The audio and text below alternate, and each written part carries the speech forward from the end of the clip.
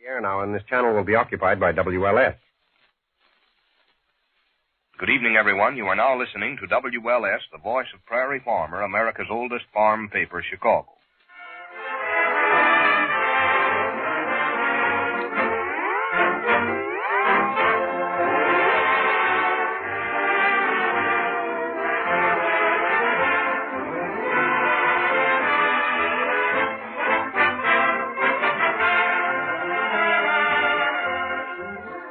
Good evening, everyone. The makers of Johnson's Wax give you another gay gathering going the gamut from gorgeous glissandos to gleeful gusto, with Rico Marcelli's orchestra, Kay Donna, and Marian and Jim as that hocus-pocus husband and watchful wife, Fibber McGee and Molly.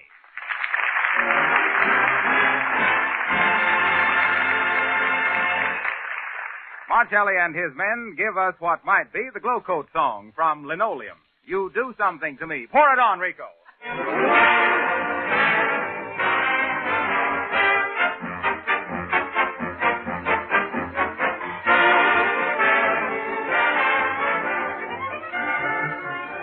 One million housekeepers have discovered that Johnson's Glow Coat is the easiest, quickest floor polish they've ever used. For Glow Coat requires no rubbing or buffing. It dries in 20 minutes and without help from you gives your floors a beautiful, sparkling polish. Dirt can't stick to the shining surface. Soiled spots wipe off easily. If your linoleum is dull and dingy, Glow Coat will quickly make it gleam like new again with practically no work on your part. And here's a suggestion. You can save as much as 1/3 by buying the larger size cans. Why not order some Glow Coat from your dealer right away and make your kitchen floor bright and cheerful for Thanksgiving Day?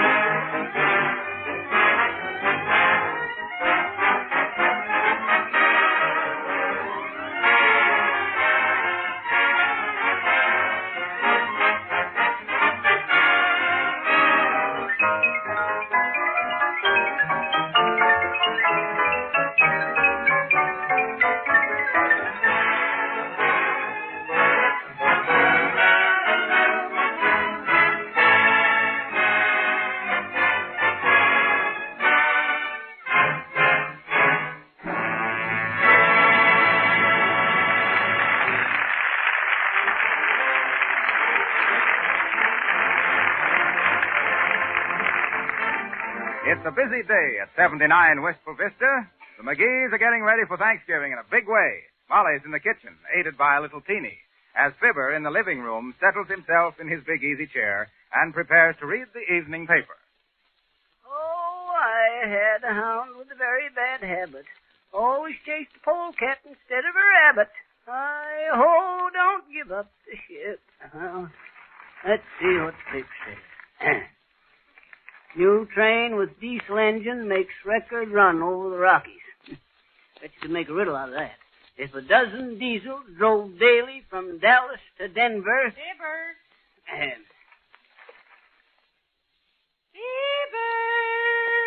Oh, shucks.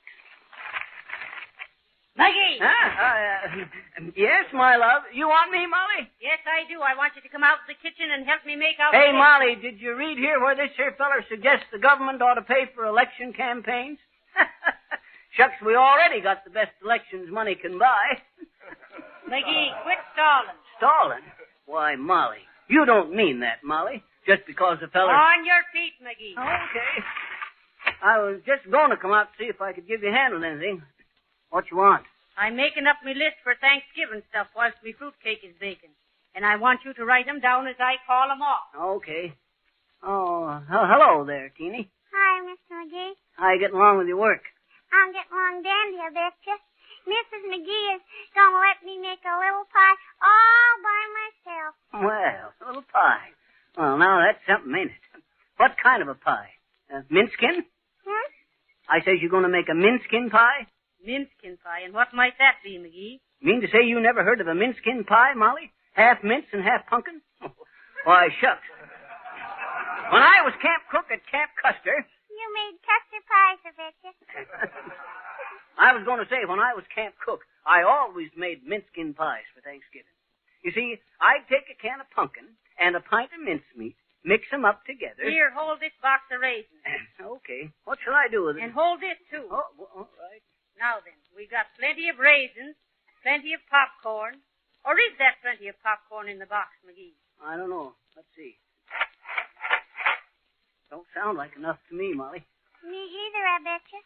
Oh, dear. Well, we'll have to get some more then. I wonder if 6 pies will be enough. How many you expecting for dinner Thanksgiving, Molly? I'll figure it out for you.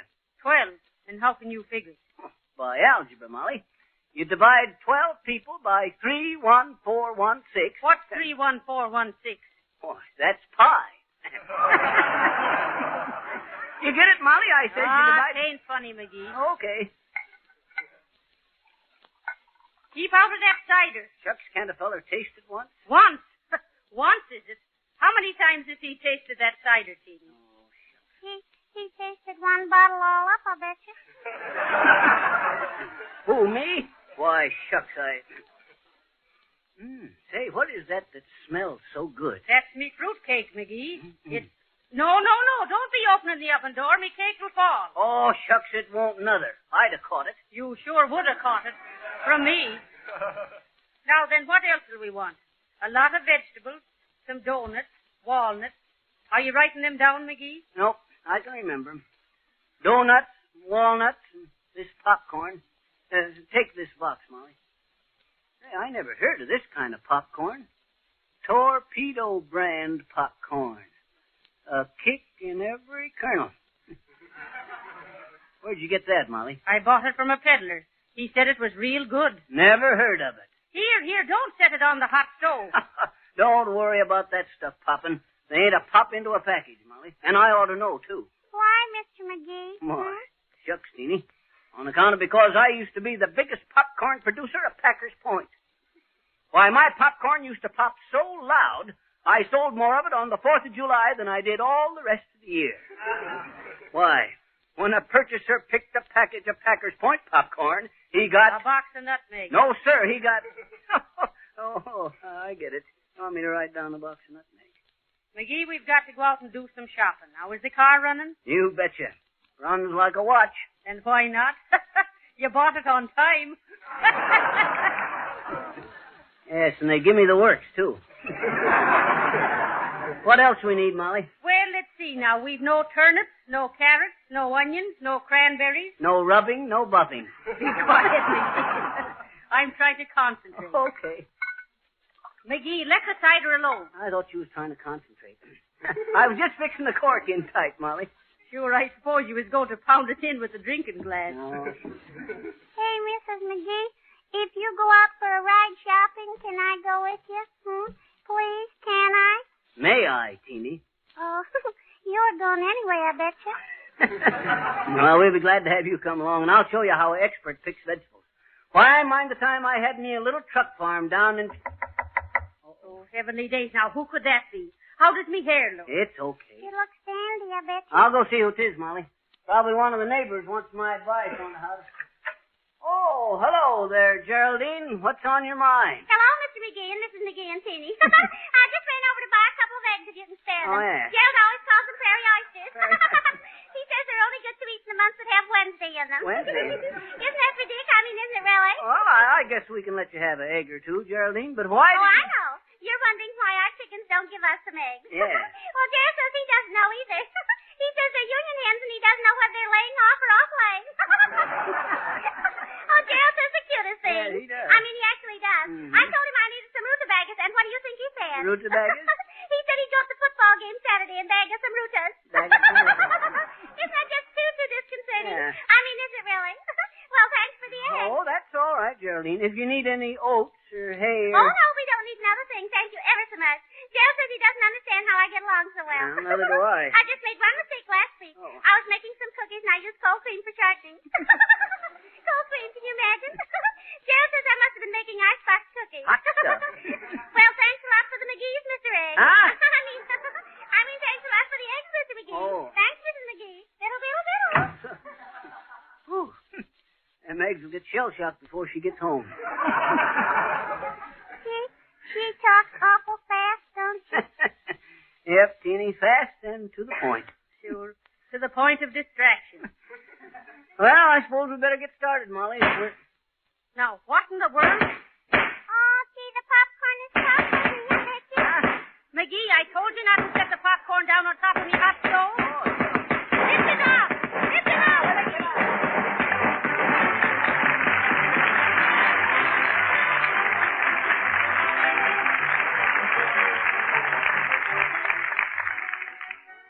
Miss Kay Donna. That's their sweet little singer on this here program gives us them their eyes. Kay Donna.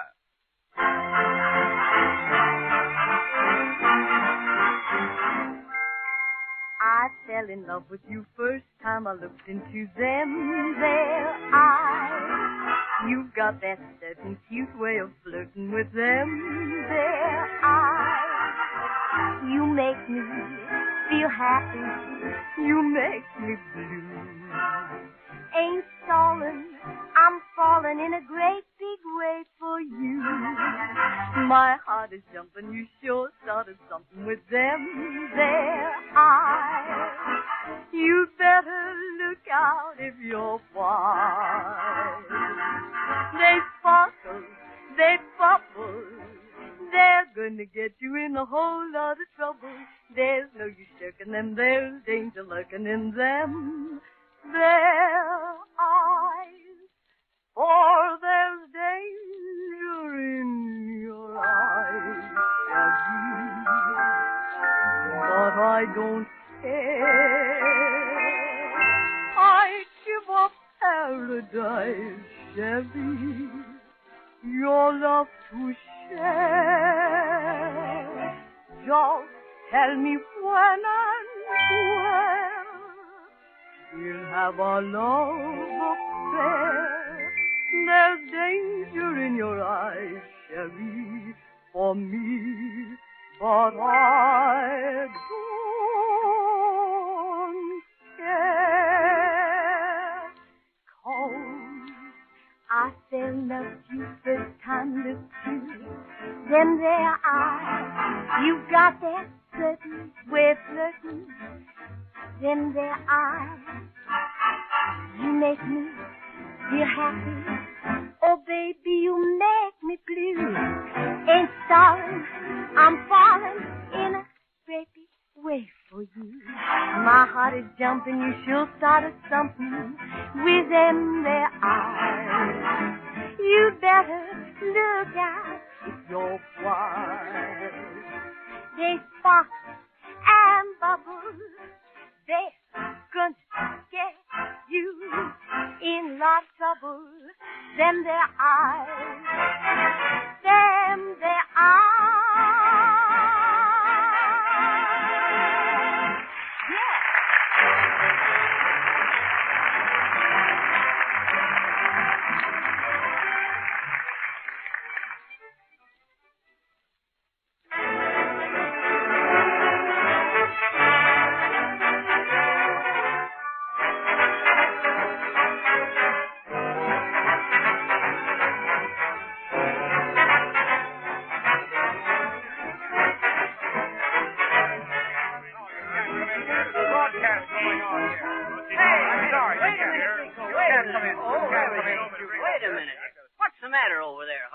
This man says he has a turkey here for Mrs. McGee. Oh, heavenly days. I wanted it delivered to Wistful Vista.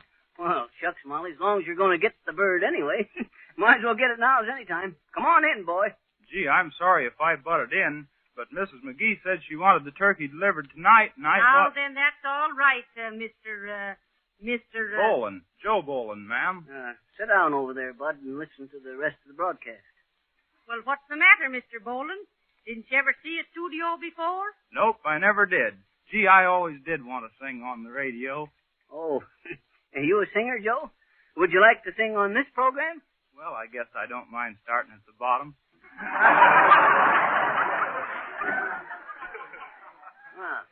Where'd you study? Bass Lake, Indiana. Oh, a bass singer. Done a lot of hog calling in my time. They say I got a real powerful voice. Listen. Here. Chop that suey, bud. I'll tell you what. Marcelli started to play something anyway, so you just join in and sing the chorus. There's a slight charge for the use of the microphone. McGee. Now, go ahead, Marshmallow. Stand by.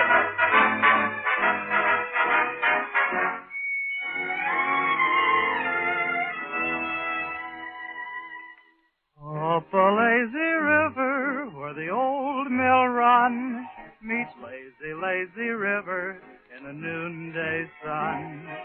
Linger in the shade of a kind old tree. Throw away your troubles, dream a dream with me. Up a lazy river where the robin's song awakes a bright new morning, we can loaf along. Blue skies up above, everyone's in love. Off the lazy river, how happy you can be. Off the lazy river with me.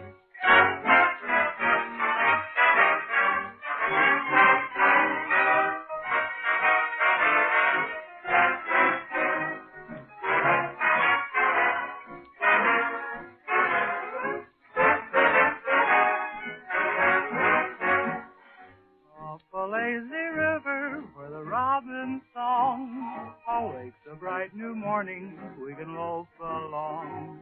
Blue skies up above, everyone's in love. Off the lazy river, how happy you can be. Off the lazy river with me.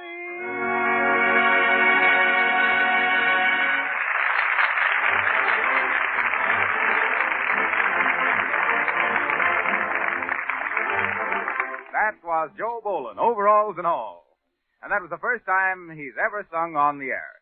And now, with the wink of an eye and a tongue in the cheek, we switch the scene to where Fibber and Molly and Teeny are riding along a country road, looking for a vegetable stand.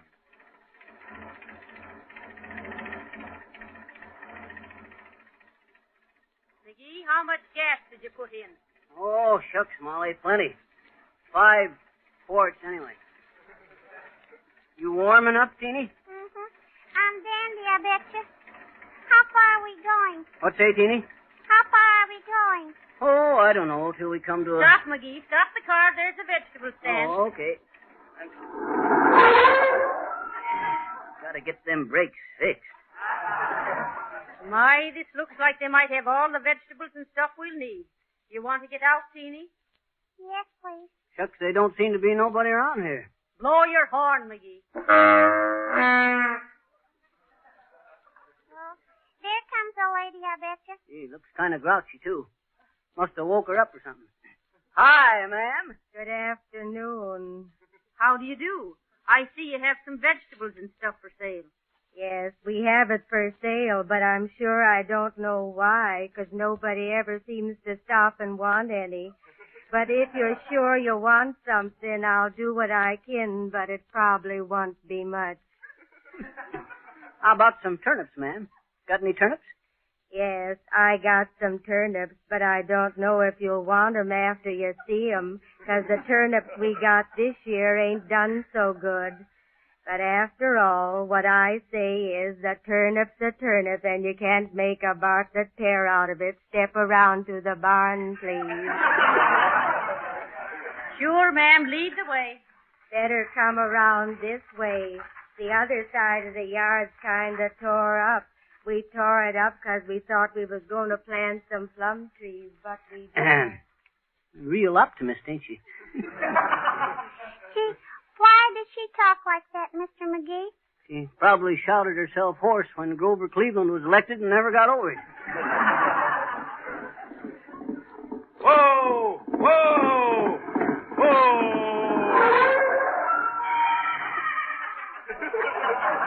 Pardon me, madam. Are you the farmer's daughter? Why, yes, I'm the daughter. Well, I'm the traveling salesman, and I have here a can of the finest, no-rubbing floor polish you can possibly buy.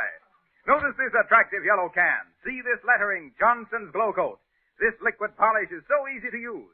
Why, you merely spread a little Glow Coat lightly over your floors or linoleum. You can do the whole room in a few minutes' time. When the surface is covered, go away and forget about it for 20 minutes. Come back and find your floor gleaming like new with a bright protective polish. A polish that resists dirt and wear and keeps your floors sparkling for weeks at a time. Think how much time and work it will save you. Think how much better your linoleum will look.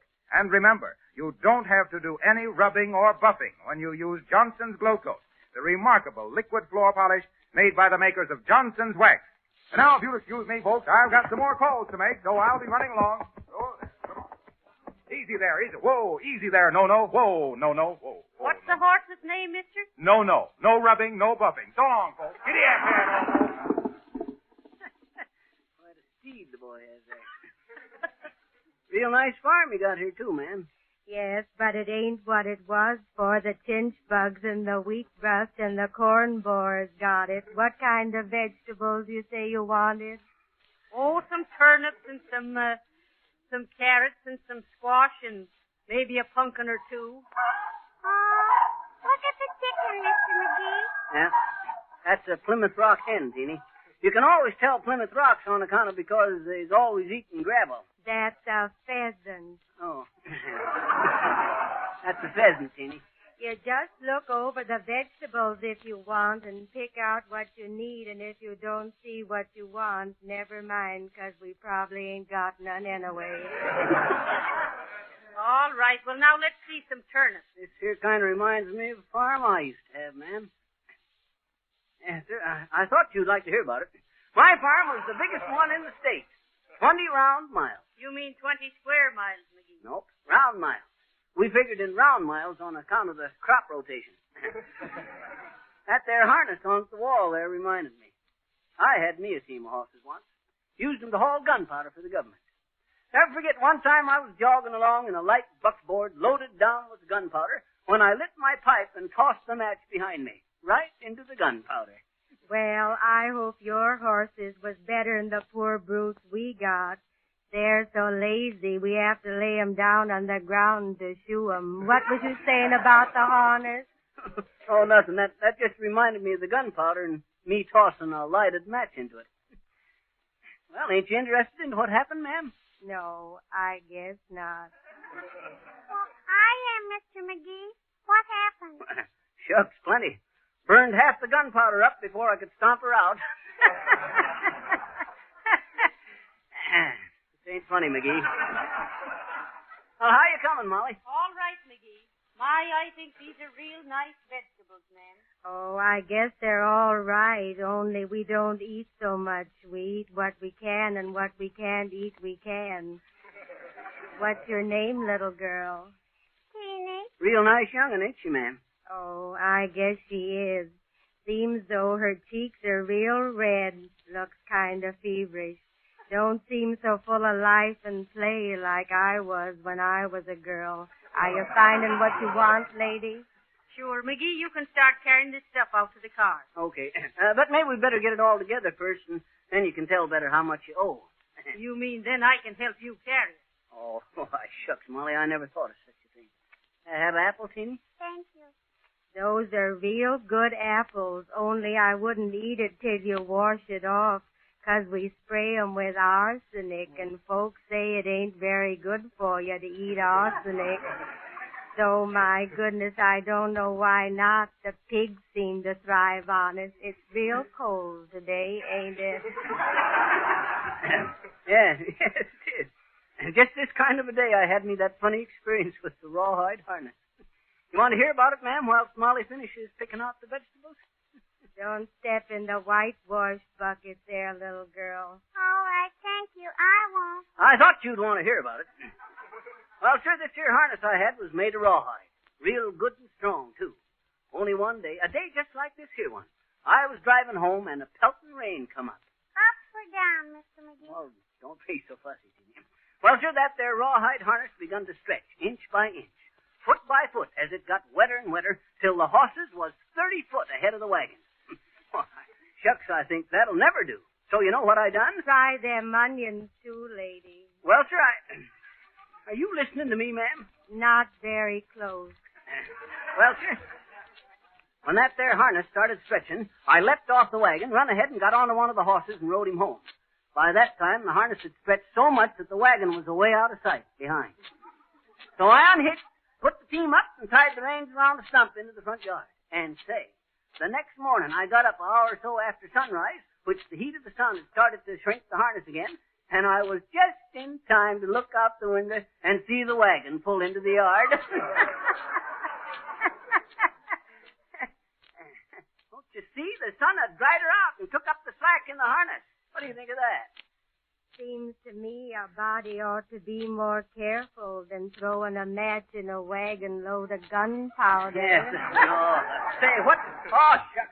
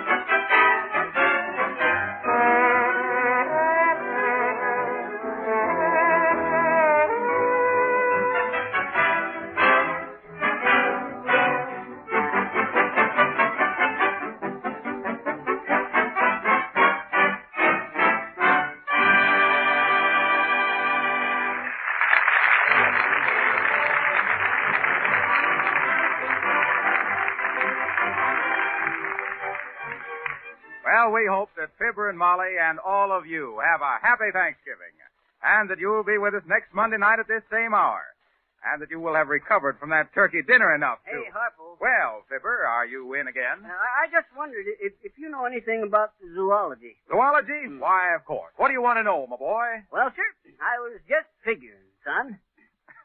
Thursday's Thanksgiving, and everybody wants a drumstick, and they being only 2 drumsticks to a bird... If a turkey could be crossed successful with the centipede, why, they'd make it... That's here. Oh, well, you be thinking about that, Harpo. Well, that was a swell theory of Fibber's, but we don't think he has a leg to stand on, scientifically. Anyway, come back with us next Monday night at this same hour, when we'll join Fibber McGee and Molly as they conduct a sidewalk broadcast and interview passers-by on important questions. Until then, may we remind you that just as the best housekeepers use Johnson's wax and Johnson's Glow Coat to keep their houses clean and shining, so the most particular car owners keep their cars sparkling with Johnson's Auto Wax and Cleaner. This is Groucho Wilcox, one of the Floor Wax Brothers. Good night.